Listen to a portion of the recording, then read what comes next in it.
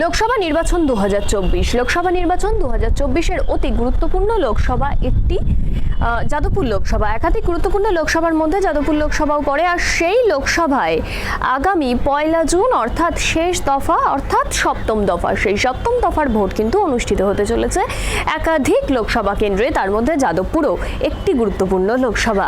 যে লোকসভা কেন্দ্রে সপ্তম দফার ভোট হবে ঠিকই, কিন্তু তার আগে বিরোধীদের একাধিকবার একাধিক রকমভাবে আহত করা হচ্ছে, বাধা দেওয়া হচ্ছে প্রচারে। এরকম বিভিন্ন প্রাসঙ্গিক বিষয় কিন্তু উঠে এসেছে, তা বারংবারই আমরা আপনাদের সামনে তুলে ধরেছি। এবার যেটা জানা যাচ্ছে যে যাদবপুর লোকসভা কেন্দ্রে মোট প্রার্থীর সংখ্যা 16টি, কিন্তু যাদবপুর লোকসভা কেন্দ্রে 2টো করে ব্যালট ইউনিট থাকছে।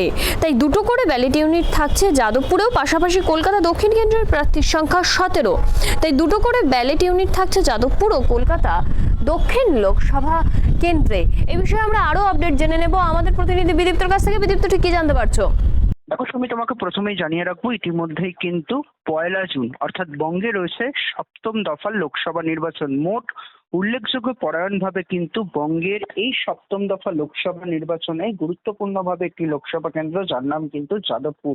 এই যাদবপুরের ক্ষেত্রে মাথায় রাখার জন্য এবার যেটা বিশেষ করে যে কথা না বললেই নয়, যেমনটা আমরা মুখ্য নির্বাচনী আধিকারিক দপ্তর সূত্রে জানতে পারছি, যে যাদবপুরে নোটার জন্য খুব সহজ পদ্ধতির কথা চিন্তা ভাবনা করতে চলেছেন কিন্তু ইতিমধ্যেই মুখ্য নির্বাচনী আধিকারিকের দপ্তর।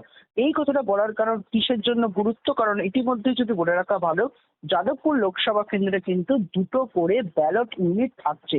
যাদবপুর লোকসভা কেন্দ্রে মোট প্রার্থীর সংখ্যা 16টি, তাই 2টো করে ব্যালট ইউনিট থাকছে কিন্তু ইতিমধ্যেই যাদবপুরে। পাশাপাশি কলকাতা দক্ষিণ কেন্দ্রের প্রার্থীর সংখ্যা 17, তাই 2টো করে ব্যালট ইউনিটও থাকছে ইতিমধ্যেই যাদবপুর এবং কলকাতা দক্ষিণ লোকসভা কেন্দ্রের জন্য। শুনি। ধন্যবাদ বিদীপ্ত, সঙ্গে থাকো, আমরা আবারও তোমার কাছ থেকে সমস্ত রকম আপডেট নিতে থাকবো।